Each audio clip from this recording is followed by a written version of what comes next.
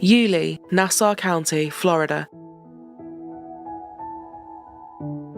Home to 34-year-old mother of three, Joleen Cummings. Described as fun and always up for something social, her friends said she was simply a kind, loyal and caring person. She loved being a mother and called her children her proudest achievement. After giving birth to her daughter, sadly her relationship broke down and she decided she wanted a change of scenery. Joleen started working at Tangle's hair salon in Yulee, Florida and settled right in. The regulars loved her and her boss Jim said she was great with clients. She could talk to anyone.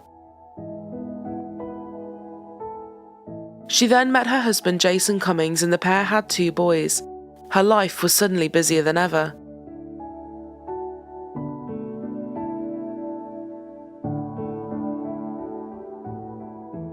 But in 2017, she and her husband Jason had agreed to part ways and separate, working on a custody plan together. She briefly had a relationship with a man who was also called Jason, but that too had come to an end after a string of arguments. Her friends said it was a shame, she was a great person, and sadly her relationships just weren't working out. But Joleen took everything in her stride. She was now focused on her children and career. She was looking for a fresh start and new beginnings.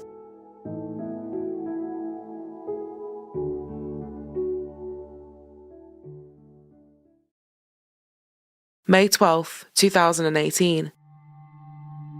It was business as usual for Joleen as she headed into a fully booked day at Tangle's. She was already looking forward to clocking off at 5 p.m. and getting ready for the next day. Not only was it her birthday, it coincided with Mother's Day too, and she was ready to spend all day with her children and catch up with everyone's birthday wishes. She and her children would spend the day making a gift for her own mum, Anne, and having a real family day. The following morning, however, she was supposed to meet with her ex-husband to get their children, but she never turned up. Saturday was her busiest day. She was back to back and maybe she'd just overslept. But a day later, with still no word from Joleen, Anne reported her missing. Her car was also missing, her bank records showed no activity, and her phone was just going to voicemail. Her boss, Jim, said that Joleen loved her kids more than anything, and there wasn't a chance she would have disappeared without something being really wrong. We are all very worried. It's just so out of character for her to disappear. Her life was those children, and I refuse to believe she just took off, he said. Nassau County, the Sheriff's Office wants to hear from anyone who went to the Tangle's Salon in Fernandina Beach last Saturday. They're looking for information into the disappearance of a mother who disappeared last Sunday. Joleen Cummings was supposed to pick up her 3 kids on Mother's Day, but she never arrived. Today, neighbors banded together in Hilliard to search for her. Yeah, and friends are telling me this just doesn't sound like her to disappear on Mother's Day without her 3 kids. Now, friends say this is where she works, right here, Tangle's Hair Salon. And this is where deputies say she was last seen leaving here on Saturday night around 5. Deputies say she may be driving a 2006 beige Ford Expedition with the Florida license plate number 035KBQ. A client also tells me she got her hair done on Friday by Cummings and she seemed fine, and she even talked about painting and crafting with her kids on Mother's Day. And I just spoke to Cummings' boss here just a couple of minutes ago, and he says they are very worried. Something is just not right. We know there's somebody out there that knows where she's at, and will do the right thing and give us a call so we can let her come home to her family. Down the street, neighbors like Lexi are also on the lookout for the young mother. We're all close-knit, small town, so if something happens, you hear about it as soon as it happens. The first 2 people they wanted to speak to were her ex-husband Jason C. and her on-off boyfriend Jason G. Jason C. was very worried and cooperative, and he came down to the station right away. He said even if things had been testing for them as they navigated this split, his family was his priority and he respected her a lot. I wouldn't throw him away. And that's my kid's mom. But what I do take seriously is my family.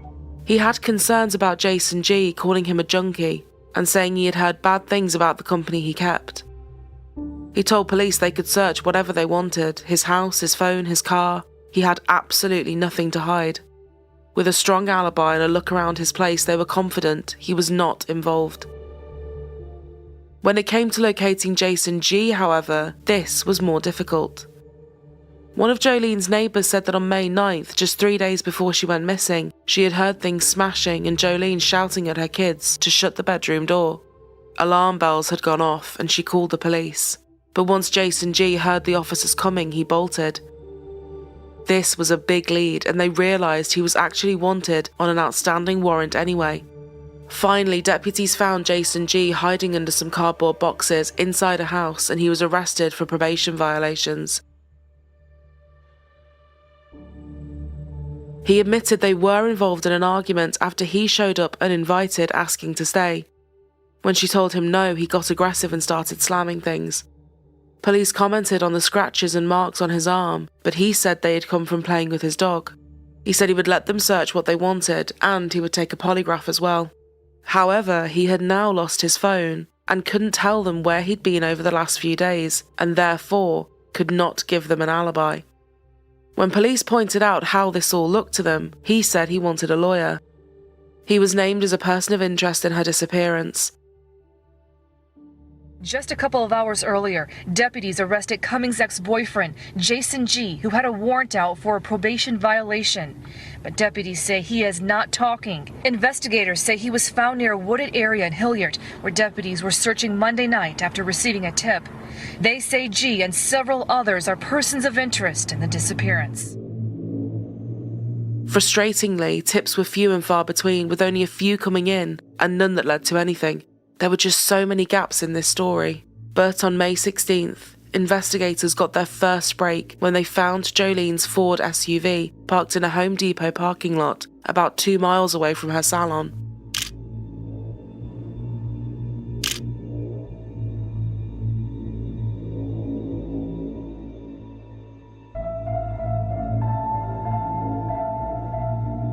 Security footage from the area showed it being parked up at 1:15 a.m, several hours after Joleen would have finished her shift.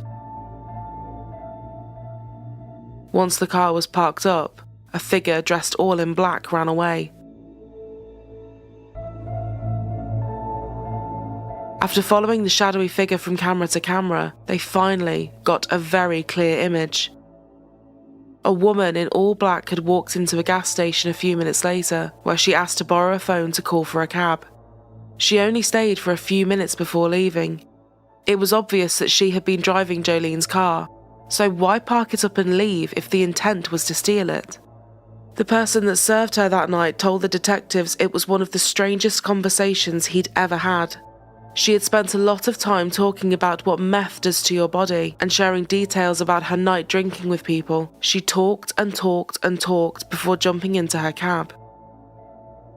Casey, I'm Detective Rose with the Sheriff's Office. Hello. Hello. I needed to speak to you about someone that you had contact with the other night. You're not in trouble for nothing. Oh, I was like, okay. I don't even know. Can we sit down for a second? Okay. There was a female that came into the store the other night, right here. Yes. And y'all sat there and talked for a little bit on video. Yeah, she had me call her a taxi. She had you call her a taxi? Yeah. Can you tell me what your conversation was with her? She said something about how she was out with a couple of friends drinking, and one of the friends' ex-boyfriends came around. There had been some kind of problem. She didn't go into detail for it much after that. And to be honest, I don't even know how she got to the store because she had me call her a taxi, and then, 10-15 minutes later she was gone. The taxi came and picked her up, took her, she said somewhere to like a Plant Fitness that was around us. She went into this really weird conversation about what meth does to your body. Literally, this is what most of our conversation was about. What meth does to your body? Okay. Yeah, it was really weird. While investigators continued to look into these cameras, a thorough look over the salon painted a very bleak picture.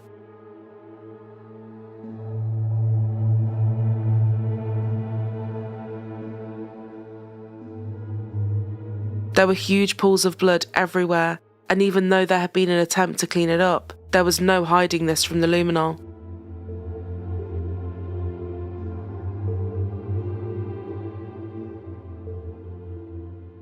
There was no other conclusion they could draw. Joleen was now dead, and she had been killed in this salon. They were now happy to rule out Jason G as well, and a random break-in, because it just didn't make any sense.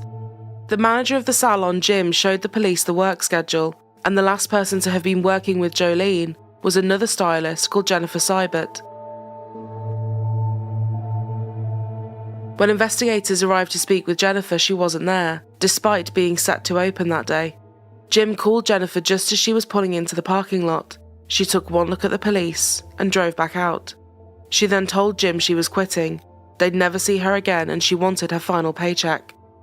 Detectives showed everyone in the salon the CCTV footage from the gas station, and without missing a beat, they said absolutely it was Jennifer, except she did have different hair. Jim gave them her address, but the address didn't even exist, and they had no idea where Jennifer now was. She was returning no phone calls, was the last person to see Joleen, was giving out fake addresses, and had been seen parking Joleen's car. Jennifer Seibert had only been at the salon for just over a month and kept to herself by all accounts. She was new to the area and no one really knew anything about her. Jennifer, for some reason, definitely didn't like Joleen. One client said that as Joleen was washing her hair, Jennifer inserted herself into their conversation and was incredibly nasty to her for no reason. Other colleagues saw this bully-like behaviour a lot, and it seemed the new girl was bothering everyone. One of Joleen's colleagues called Jennifer crazy and said she put everyone on edge. Her behaviour and constantly changing appearances made her mind go to weird places. I felt like she killed somebody and she's on the run, she said. Put simply, this was a small-town, family-oriented salon, and Jennifer did not fit in, nor did she want to. A former boss said she was definitely over the top with a lot of quirks.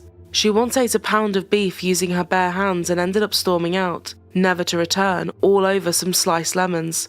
Before she was at Tangles, she worked at another salon, and co-workers there said they too often felt uncomfortable working with her. She was paranoid, had severe mood swings, and they knew she got the job using false information, which unnerved everyone. And just a couple of days before she went missing, Joleen had been overheard saying to Jennifer, "Go away, I don't like you. You're crazy, you're fake." Joleen sent another friend a text about Jennifer saying, "She is really just smart-mouthing towards everyone. I'm trying to avoid her and she's being real negative. There's something a little off about her, I can't put my finger on it." After placing a bolo or be on the lookout for Jennifer's car, they finally tracked her down. She was miles away, sleeping rough in her car in a gas station. She had injuries to her face and body that looked consistent with being in a fight. They were able to arrest her on an auto theft charge. But there was more to it. Everyone's eyes were on Jennifer Seibert. Except they realised they weren't talking to Jennifer Seibert. They were actually talking to Kimberly Kessler, and she had been reported missing herself back in 2004 in Butler County by her mother.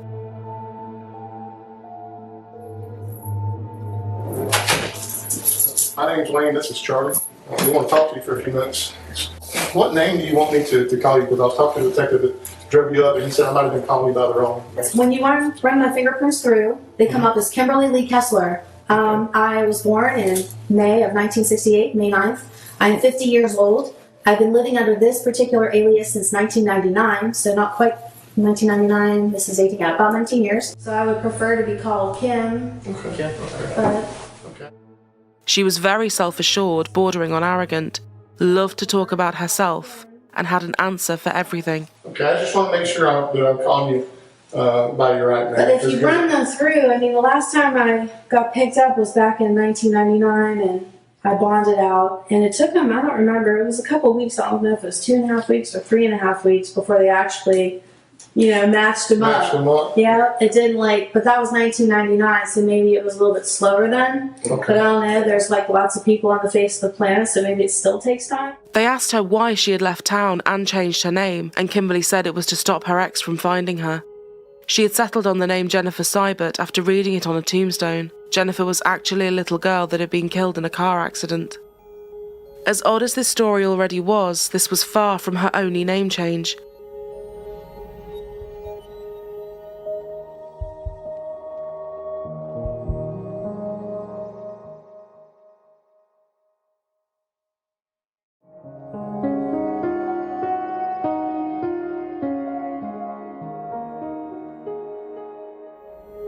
Kimberly Kessler actually had 25 different aliases, 5 driver's licenses across 33 cities in 14 states, alongside fake social security numbers. She would drastically change her appearance too, wearing different wigs and cutting and dyeing her hair, before moving away and starting somewhere new. Just go through when you work with her on that Saturday, so I can. Is there anything you can tell me that? Did she ever talk to you about a boyfriend? I know she's got a husband. I know she had a boyfriend. Did she ever talk about anybody she was scared of? Did she ever say anything that she wanted to run away and get away from it all? I mean, you know. I don't remember hearing anything. She would have different conversations sometimes with different clients. She was saying CPS came to her house. She was telling one client that I caught a little blip of it in between listening to YouTube and the phone ringing.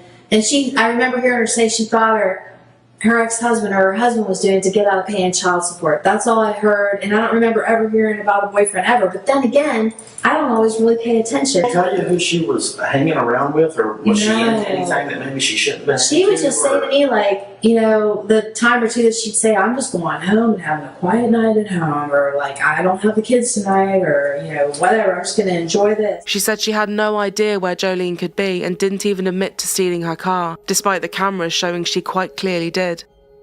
At one point, she randomly accused Joleen of being a meth addict, something which everyone said was absolutely ridiculous. But I did find a bag that I believe had crystal meth in it, just a little bit in the bottom, a tiny baggie back by the back door. Did you guys ever hang out after work? Did you ever go anywhere together?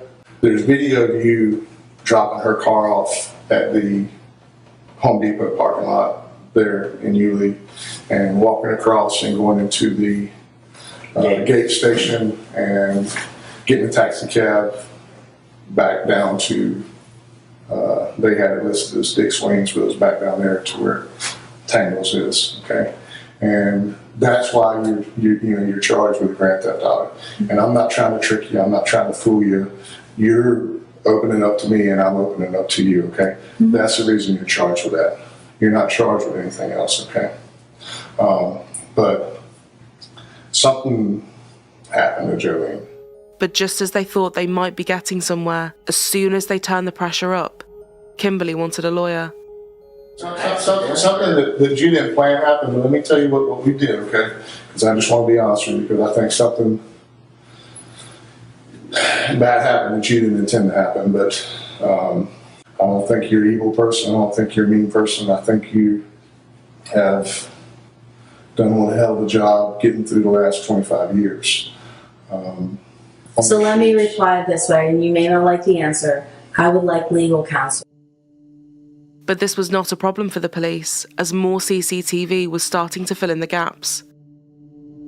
Near the bins around the back of the salon, she was seen throwing bags in on the day Joleen vanished. They wanted to find out exactly where the trucks had taken the bins once they had been emptied, and it led them to a huge landfill with almost £4 million of trash. Their hearts sank. This was simply going to be an impossible task.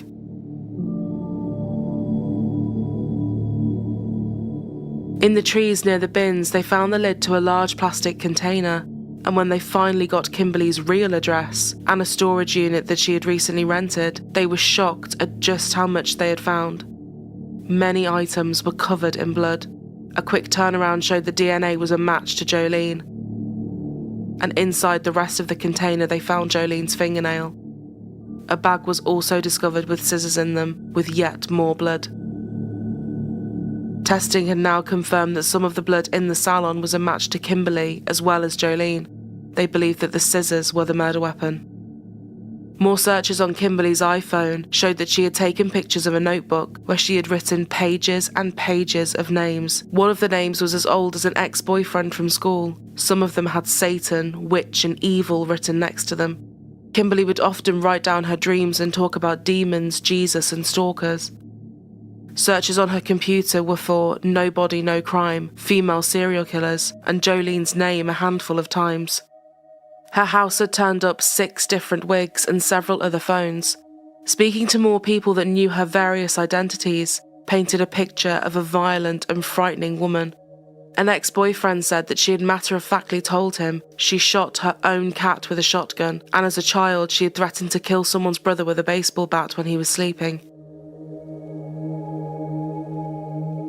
As strong as this case was looking against Kimberly, they still didn't know where Joleen's body was. Some more cameras from inside the Walmart would give them an idea.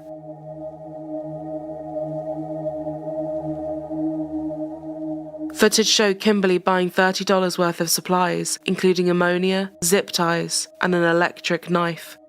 This was at around 9 p.m, about 4 hours after Joleen would have finished her shift and after they believed she had been killed. Kimberly then drove back to the salon, and at 11 p.m, she was spotted throwing some very heavy bags into the bin. The police said that given the amount of blood in the salon and the electric knife, they could only assume that Kimberly had dismembered Joleen and put her body into bags. On May 22nd, a news conference was held, where police confirmed that while they were still looking for Joleen, they knew she would not be coming home alive. In addition to following up on all leads and evidence we were receiving, this individual was known as Jennifer Seibert. We have subsequently found out that Seibert's real name is Kimberly Kessler. Through our investigation, we have obtained evidence, which we are not releasing at this time, which leads us to believe Joleen is not alive. Kessler is a suspect in the disappearance of Joleen Cummings. Sunday was a special day, not only for Mother's Day, but it was her birthday. She was born on Mother's Day. God gave me this special blessing after my firstborn infant son, Richard, was buried. I beg you as a mother to please keep coming forward, no matter how small. My 3 grandchildren, who miss her so much, we want closure. They now felt that Kimberly had been planning to kill Joleen for a few days. Given her search history and the fact that the day Joleen was last seen coincided with the salon being shut for 2 days, police were sure she had planned it to give her time to clean up and figure out her plan.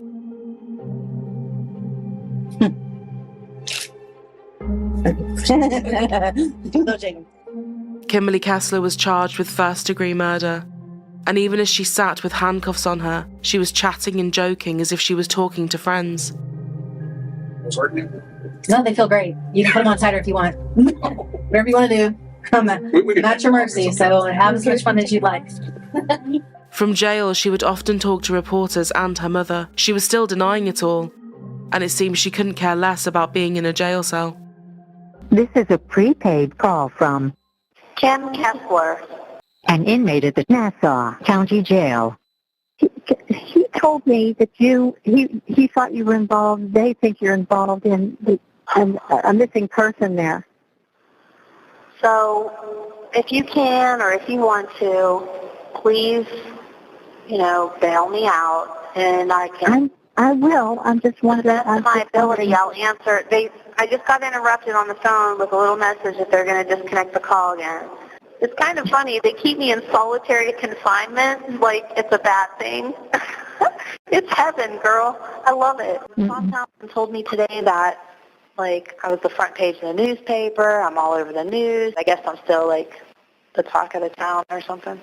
Why would that be starting up again? There's absolutely nothing going on in the world? I say it's because it's the Illuminati. I think that her people definitely are fucking seriously involved in it, so that's just what is happening. So I got the Illuminati on my ass. Again, I can't prove it. It's just my opinion and what little bit I've seen on YouTube about some of the research I was doing on these secret societies is, nobody gets even 5 minutes worth or 5 seconds worth of airtime unless they have some sort of connection. So, well, her stepdad, I don't know what's going on with him, if he's still in the hospital or what's up, but normally to attain a position like he was running the jail, you gotta be usually a Mason or whatever. You gotta be in a secret society to hold I'm sure he is. If he's running a jail, I'm sure he is. They don't have anything on me because it's all bullshit. Somebody's just trying to that's what I'm thinking. They're trying to collect on an insurance policy is what they're trying to do, and they have to have, the insurance company's not going to fucking just pay them. They tried to set me up, but they didn't set me up that good, obviously, because the insurance company, like, they have to go to all this trouble to try to make me look bad. But I don't know what happened. All I know is that I didn't do anything. I had nothing to do with it. I have no idea, like, what they're doing. I think they just look for excuses, too, to rob and steal, because they just do all kinds of shit. They took the clothes I was wearing off my back and my shoes and stole them. My rings and my jewelry. I only had 2 rings and 1 bracelet. Gone. Fucking gone. It was in my bag that they say they confiscated as evidence, but they didn't list it. And so someone pocketed that. I mean, they just use excuses to steal. I don't even know if my motorcycle's even in my storage unit. I don't know if any of my shit that's worth any value is in there. I have no idea because they're thieves. She entered a plea of not guilty, and as the weeks went on and the state built their case, Kimberly's behaviour became more erratic, irrational, and unpredictable. It's fine. Let's just put me back on myself. Ma'am, come back. I want to get rid of the public defender's office. Yeah, exactly. Jordan Beard is Johnson's nephew. Jordan Beard is Jolie's cousin. Jail officers said that she would regularly strip naked, spread feces on the window of her cell, and once had to be stopped with pepper spray. After going on hunger strike for fear people were going to poison her, her weight had dropped from 196 pounds to just 74 pounds. After declaring her mentally incompetent to go to trial, the judge later said Kimberly was capable of understanding the case against her. The sheriff said she was playing crazy and she was acting crazy. She always thought that she was the smartest person in the room, and she knew exactly what she was doing. A psychiatric nurse said her behaviour was well thought out and clever, but just not quite enough for people in the know.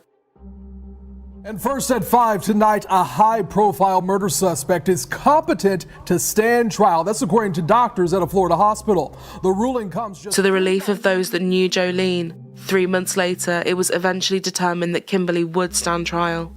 And to no one's surprise, it would be far from smooth sailing.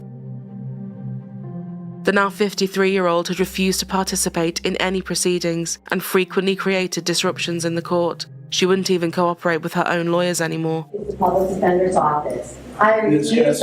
I have refused it. I refuse the public defender's office. They appointed Jordan Beard, Joleen Cummings' cousin, as my public defender. They appointed Joleen Cummings' cousin as my public defender. What? You don't want the public to know that? You don't want them to know?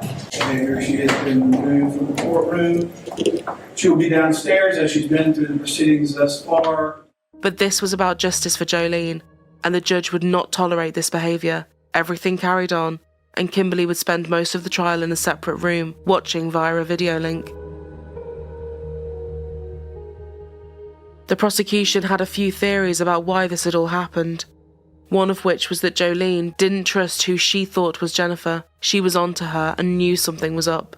She had already challenged her by calling her fake, and it looked like Kimberly's years of running were starting to catch up with her, and she couldn't risk being exposed. Another theory was that Kimberly was also very jealous of Joleen, jealous of her life, jealous of how much her clients loved her, and she just wanted her gone. Her public defender said that yes, it was clear there had been a fight. He was not disputing that. But to get a first-degree murder conviction, there needed to be proof of premeditation, and he said that the state simply could not prove that, and there was still no body to prove a time of death or cause. Therefore, person Kimberly Kessler, a.k.a. Jennifer Marie Stivers, verdict count 1, first-degree murder. We, the jury, found the defendant guilty of first-degree murder as charged in the indictment. The jury found Kimberly Kessler guilty of first-degree murder and grand theft auto. She was sentenced to life in prison with no chance of parole. Kimberly was transferred to another jail, much to the relief of the people who had been dealing with her. She's evil. She's evil in the flesh. I want her behind out of our jail because we are fed up with her crap. It's the state's problem from now on.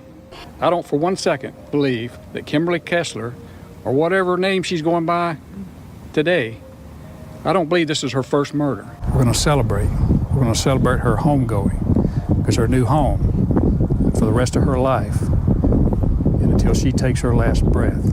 So I've been assured she'll be on the first bus tomorrow out of town. And when she leaves, we're going to have cake and ice cream. If you could find it within your heart to tell us where the remains of my daughter. Where are the remains of my daughter? Give us some closure. I'm asking you from one mother to another.